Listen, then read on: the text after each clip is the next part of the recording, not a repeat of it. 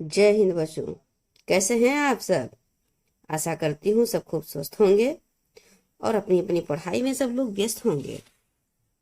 तो हिंदी क्लासेज, लक्ष्य हिंदी क्लासेज में आप हैं किरण मैम के साथ बच्चों। चलिए आज हम शुरुआत करते हैं कवि परिचय। कवि परिचय सूर्यकांत त्रिपाठी निराला। सूर्यकांत त्रिपाठी निराला से बच्चों आप लोग अवगत होंगे। ये एक बहुत महान व्यक्तित्व वाले कवि हैं। इनके जीवन में अपार दुख आए।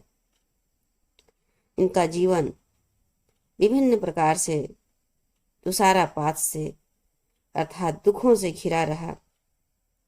इनकी पत्नी नहीं रही, फिर इनको अपनी पुत्री का भी क्षोभ भी हुआ बच्चों। फिर भी इनका जो लेखन कार्य रहा, सृजन कार्य रहा, निरंतर जारी रहा। अनवरत ये अपने जीवन में आगे बढ़ते रहे। लेखन परंपरा में इन्होंने बच्चों गद्य और पद्य दोनों विधाओं को लिखा है।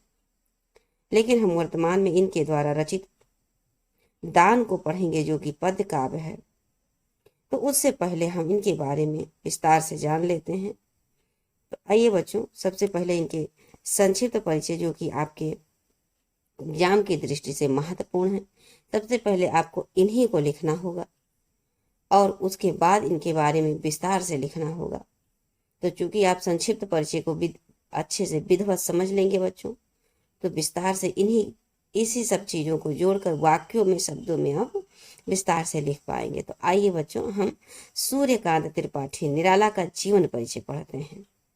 चलिए बच्चों, आप लोग भी अपने पुस्तक ओपन कर लीजिए और नहीं पुस्तक है तो ये देखिए, हमारे साथ बैठिए और ध्यान से पढ़िए।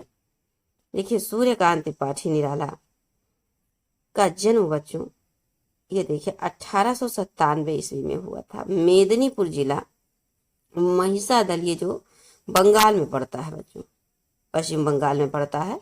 कौन सा? मेदिनीपुर जिला में ये महिषादल नामक ग्राम में हुआ था। और इनके पिता बच्चों, पिता श्री राम सहाय त्रिपाठी थे और पत्नी का नाम बच्चों मनोहरा देवी थी, जो ही बहुत कम समय में इनका साथ छोड़ के संसार से विदा ले ली। और इनकी शिक्षा दीक्षा के बारे में समझे बच्चों, तो ये प्रारंभिक शिक्षा राज्य के विद्यालय में किए थे। इनके जो निकट के जो विद्यालय थे मेदिनीपुर, वहाँ इन्होंने शिक्षा को ग्रहण किया था। और आजीविका बच्चों, इनकी आजीविका जो थी वो लेखन परंपरा और पत्रकारिता थी। अर्थात इन्होंने पत्रकारिता के क्षेत्र में भी बहुत सारे कार्य किए। और इनका लेखन परंपरा जो रहा, जो कि सृजन है, जो हम आज पढ़ रहे हैं निरंतर, ये बच्चों जो दान है, ये इनके द्वारा रचित अपरा से लिया गया है। ये कविता, दान कविता अपरा से लिया गया है। और देखिए बच्चों, ये प्रभाव क्या रहा इनका, तो इनके ऊपर किसका प्रभाव रहा ये चीज बता रहे हैं। तो स्वामी रामकृष्ण परमहंस और विवेकानंद जी का प्रभाव इन पर रहा। आप जानते हैं, स्वामी रामकृष्ण परमहंस काली माता के भक्त थे, जो कि पश्चिम बंगाल में है और इनका जन्म भी पश्चिम बंगाल में रहा। तो ये उनसे काफी प्रभावित थे, अर्थात उनके आचरण को, उनके व्यवहार को, उनके संघर्ष को अपने जीवन में उतारा। और लेखन विधाओं में बच्चों, अर्थात जो इन्होंने लिखा, कौन कौन सी विधा लिखी। हमारे गद्य साहित्य में विभिन्न प्रकार की विधाएं हैं बच्चों, जैसे कहानी को विधा कहते हैं, निबंध है, आलोचना है, उपन्यास है, संस्मरण है, कविता है। ये सब गद्य साहित्य की विधाएं हैं बच्चों। आपको हमने गद्य साहित्य का इतिहास पढ़ाया है, उसमें थ्योरी में एक एक टॉपिक को बहुत ही अच्छे से समझा है कि कहानी क्या होता है, निबंध क्या होता है, कितने प्रकार का होता है, आलोचना कैसी होती है, उपन्यास क्या होता है। ये सारी चीजें हमने डिटेल से बच्चों समझाया है। आप गद्य साहित्य के इतिहास में जाएंगे और प्ले लिस्ट में एक सब पूरा क्रम वाइज हमने वहां पर दे दिया है बच्चों, प्ले लिस्ट बना के। और आप वहां शुरू से आखिरी तक वीडियो को अच्छे से देखिए और समझिए कि चीजें हमारे जो हिंदी पुस्तक हैं उसमें क्या चीज है। किताबों में पढ़ने से हमको बोर लगता है बच्चों, इसी सबको ध्यान में रखते हुए हमने गद्य साहित्य के इतिहास को बड़े ही रोचक, बड़े ही सरल भाषा में अच्छे से चीजों को एक एक पॉइंट समझाया है हमने। आप उसको अवश्य देखें। तो आइए बच्चों, हम सूर्यकांत त्रिपाठी निराला के कृतियों की ओर चलते हैं। ये कृतियां हमको लिखना रहेगा, मोस्ट इम्पॉर्टेंट है एग्जाम की दृष्टि से। और सूर्यकांत त्रिपाठी निराला भी बहुत इम्पोर्टेंट है। तो देखिए बच्चों, राम की शक्ति पूजा इन्होंने लिखी है। सरोज स्मृति इन्होंने अपनी पुत्री की याद में लिखी है, सरोज स्मृति। और अपरा देखिए, जिससे ये जो दान कविता है इसी में संकलित है, यहीं से लिया गया है। और इनकी भाषा शैली की ओर ध्यान दें बच्चों, तो इनकी भाषा परिष्कृत और खड़ी बोली है। कैसी खड़ी बोली है। और दुरूह एवं सरल दोनों प्रकार के, दुरूह भी हैं और सरल दोनों शैलियों का इन्होंने प्रयोग किया, अर्थात थोड़ा कठिन भी और थोड़ा सरल शैलियों का भी इन्होंने प्रयोग किया। और बच्चों, इनकी मृत्यु 1961 में हो जाती है। 1897 में इनका जन्म होता है और इनकी मृत्यु बच्चों 1961 में हो जाती है। देखिए, इनका साहित्य में स्थान क्या रहा बच्चों, इस पर भी ध्यान देते हैं। इसको आपको लिखना रहेगा। हृदय का काव्य आधुनिक हिंदी साहित्य जगत में विशिष्ट स्थान रखता। जो हृदय का काव्य है, क्षमा करें बच्चों, निराला का जो काव्य है ये आधुनिक हिंदी साहित्य जगत में विशिष्ट स्थान रखता है। वो हिंदी काव्य जगत के सम्राट माने जाते हैं। क्या बच्चों, सम्राट माने जाते हैं। कहाँ, हिंदी काव्य जगत के। तो ये सब चीजें हमको याद करना रहेगा। अब देखिए बच्चों, परिचय से संबंधित, अब देखिए इनके जीवन क्या कहते हैं, जन्म और मृत्यु को हमने हाईलाइट करके लिख दिया है, जिसको आपको याद करना है। निरंतर रिविजन करते रहना है, पढ़ाई में मन लगाना है, क्योंकि पढ़ाई में मन लगाने पर ही बच्चों सफलता मिलेगी। ऐसे ऊपरी ऊपरी पढ़ने से ज्ञान का अर्जन नहीं होगा। आप सब तो जानते हैं, आप लोग पढ़ते हैं, समझ रहे हैं चीज़ें, कितनी बार पढ़ लेते हैं तो कितना अच्छे से याद हो जाता है जब इसको कई बार रिवाइज कर लेते हैं। तो देखिए बच्चों, अब हम अभी तक हम इनके जीवन में जो संक्षिप्त परिचय था, जो कि ऐसे ही हमको लिखना रहेगा फ्लो चार्ट में बच्चों। ऐसे फ्लो चार्ट बनाकर कॉपी में सबसे पहले ऐसे फ्लो चार्ट बना के हमको यही चीज ऐसे सुंदर से लिखना रहेगा। ऐसे लिखना रहेगा, नाम हो गया, जन्म हो गया, स्थान हो गया, पिता और पत्नी या माता के हैं तो उनका नाम हो गया, शिक्षा दीक्षा कैसे हुआ, प्रभाव किसका पड़ा इनके बाद, लेखन विधाएं क्या क्या हैं, इनकी कृतियां, विधाएं अर्थात कौन कौन सी विधा लिखी, कौन कौन सी रचनाएं लिखी और इनका साहित्य में स्थान क्या है। इसी तरह से आपको भरना रहेगा। उसके बाद में ये जो सारी चीजें लिखी रहेंगी बच्चों, इसी को आप इस तरह से विस्तार रूप में लिखेंगे। देखिए तो बच्चों, आप ये पूरा जितना अभी और भी है देख लीजिए पहले एक नज़र।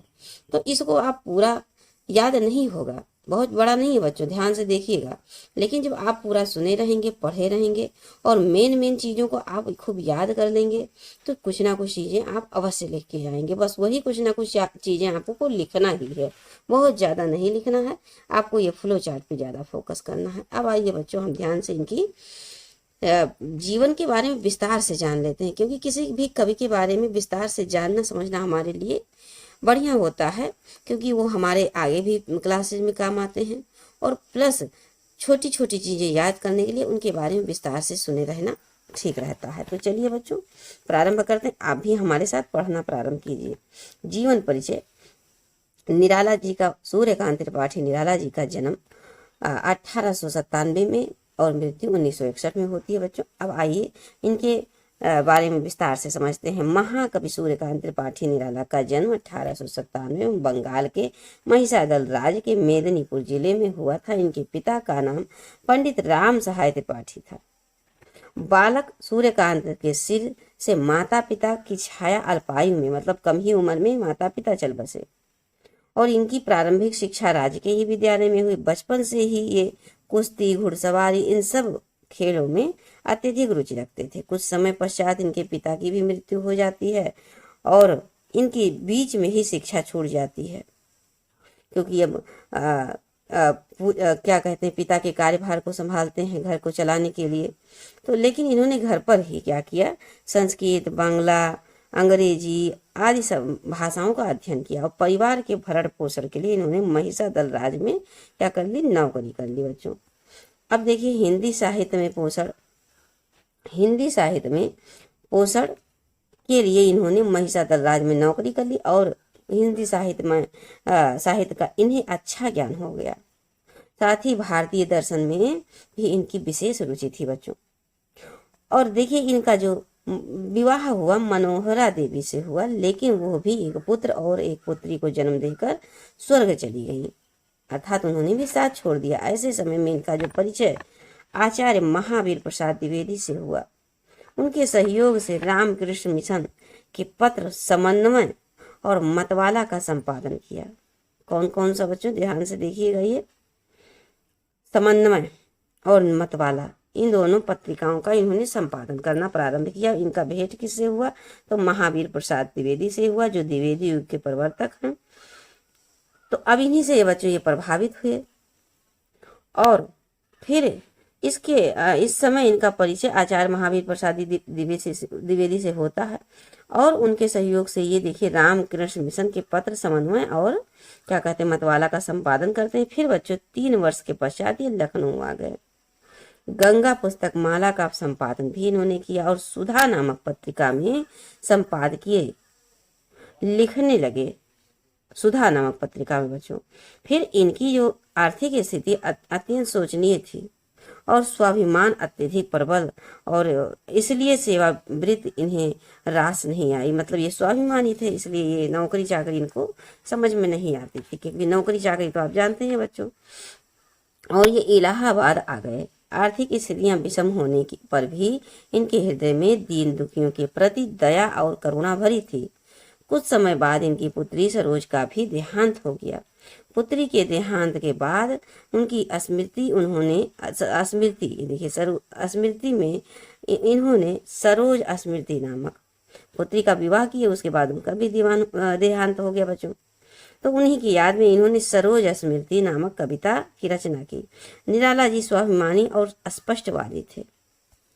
अब देखिए बच्चों, ये स्वामी रामकृष्ण परमहंस विवेकानंद के व्यक्तित्व से बहुत अधिक प्रभावित थे।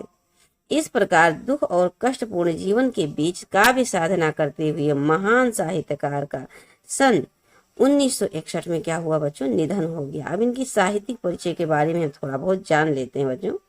साहित्यिक परिचय क्या रहा? निराला जी के काव्य सृजन का आरंभ छायावादी युग से ही रहा।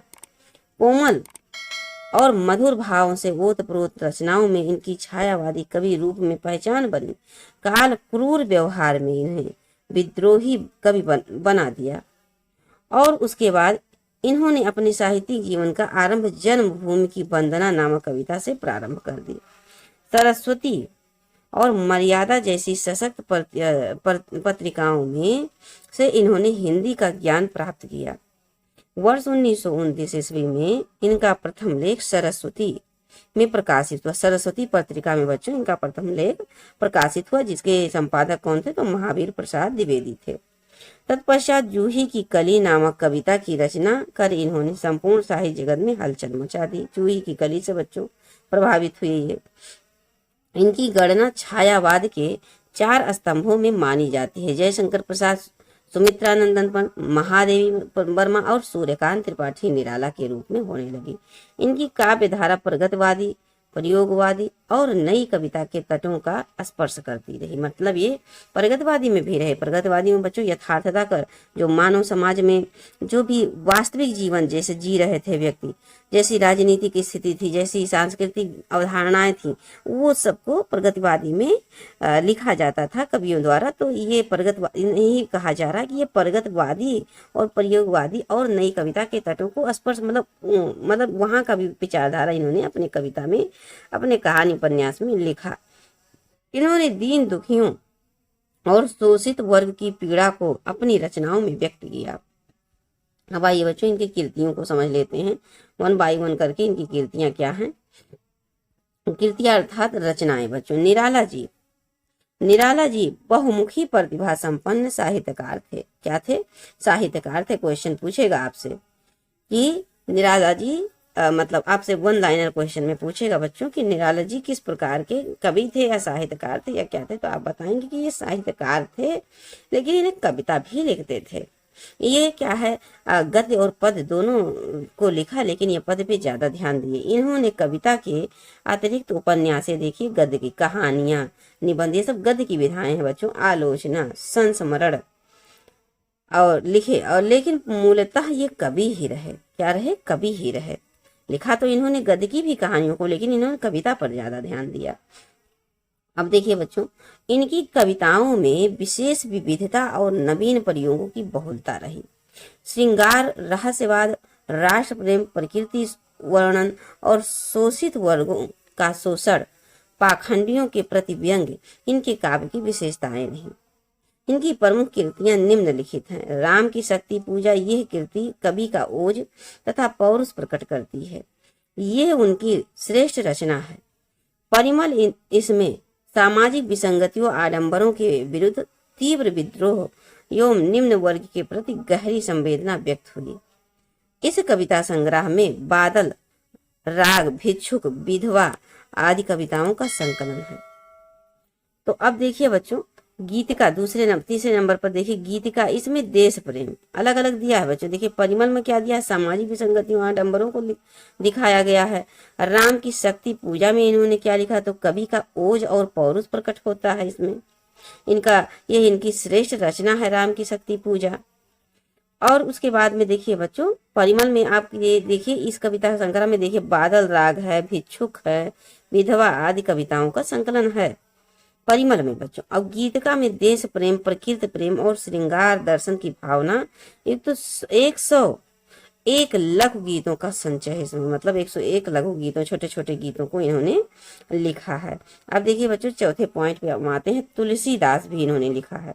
गोस्वामी तुलसीदास की जीवनी पर आधारित ये खंड काव्य है बच्चों। ये छायावादी शैली में रचित काव्य है। अब देखिए बच्चों, अनामिका में क्या है, तो इसमें कवि की प्रकृति परक कलात्मक रचनाएं संग्रहित हैं। यह छायावादी कविताओं का सर्वश्रेष्ठ संग्रह है बच्चों, अनामिका।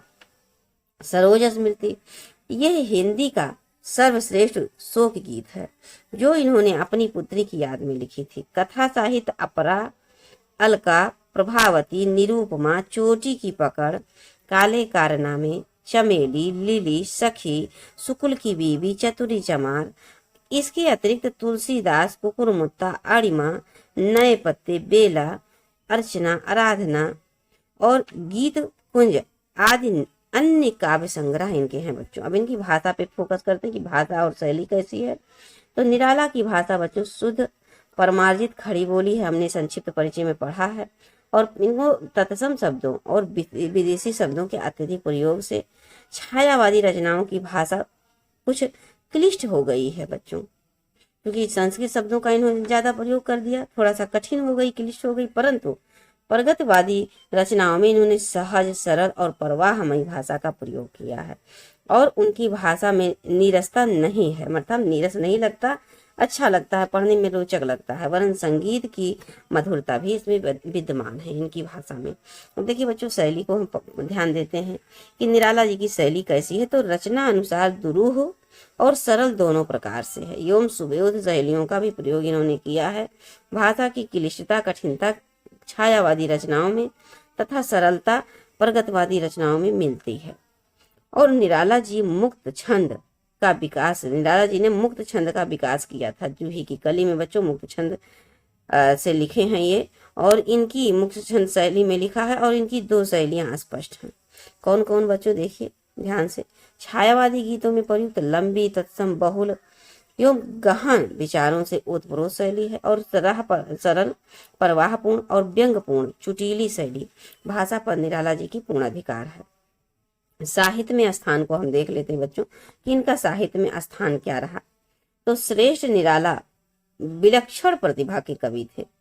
इन्हें हिंदी का क्रांतिकारी कवि कहा जाता है। जिसकी झलक इनकी काव्य रचनाओं में देखी जा सकती है बच्चों। जीवन के हर मोड़ पर इन्हें बहुत अधिक संघर्षों और विरोध का सामना करना पड़ा, फिर भी इन्होंने हिंदी काव्य जगत को अमूल्य काव्य रचनाएं प्रदान की। अर्थात इतना दुख संकट होने के बावजूद, इतनी विषम परिस्थितियां होने के बावजूद भी इनकी जो लेखनी है, सृजन कार्य है, नहीं रुके। अपने विलक्षण व्यक्तित्व एवं निराले व्यक्तित्व के कारण निराला जी हिंदी काव्य जगत के सम्राट माने जाते हैं। तो बच्चों, हमने आज जीवन परिचय के ये सूर्यकांत त्रिपाठी निराला के बारे में विस्तार से जाना। विश्वास है, और हमको पूरा विश्वास है बच्चों कि आप चीजों को समझ पा रहे होंगे, क्योंकि हमको विस्तार से जानना अति आवश्यक होता है। अब आप इसको 2 से 3 बार पढ़ लेंगे। अब जैसे बच्चों ये देखिए थोड़ा थोड़ा करके, आप जैसे शैली है तो शैली में ये दो लाइन आपको लिखना ही पड़ेगा, अनिवार्य है। भाषा आप ऐसे बस शुद्ध वही जो संक्षिप्त परिचय में आपने लिखा है उसी को आप ऐसे लिख देंगे, और इनकी 2-4 रचनाओं को आप अवश्य याद करेंगे। कैसे? अपरा, अलका, प्रभावती, निरुपमा, चोटी की पकड़, काले कारनामे, ठीक है, चमेली, लिली। ये बच्चों हम क्या कहते हैं, ट्रिक के माध्यम से आपको लेखक और रचनाओं को याद करने का प्रयास करवाएंगे। अलग वीडियो के माध्यम से उसमें लेखक और रचनाएं रहेंगी, ट्रिक के माध्यम से याद करें इस तरह से। तो आप फिलहाल ऐसे निरंतर इसको पढ़िए, समझिए, और ये आपके एग्जाम की दृष्टि से मोस्ट इम्पॉर्टेंट है बच्चों। आपका जो आने वाला फाइनल एग्जाम होगा, ये देखिए अब चैप्टर 7 है, ये फाइनल एग्जाम में ही आएगा जो कि आपके पाठ्यक्रम में समाविष्ट है। तो देखिए बच्चों, आइए आप देख लीजिए साहित्य परिचय, कीर्तियाँ, और ये देखिए फिर से एक बार दोहरा देते हैं, भाषा और शैली साहित्य में स्थान इनका क्या रहा। और बच्चों चलते चलते छोटी सी रिक्वेस्ट, चैनल को सब्सक्राइब करें और वीडियो को अपने फ्रेंड सर्कल में लाइक करें, शेयर करें, वीडियो को लाइक अवश्य करें बच्चों। तो इन्हीं वाक्यों के साथ आज हम वीडियो समाप्त करते हैं। आपसे मिलते हैं नेक्स्ट क्लास में इनके द्वारा रचित कविता दान के साथ। जय हिंद बच्चों।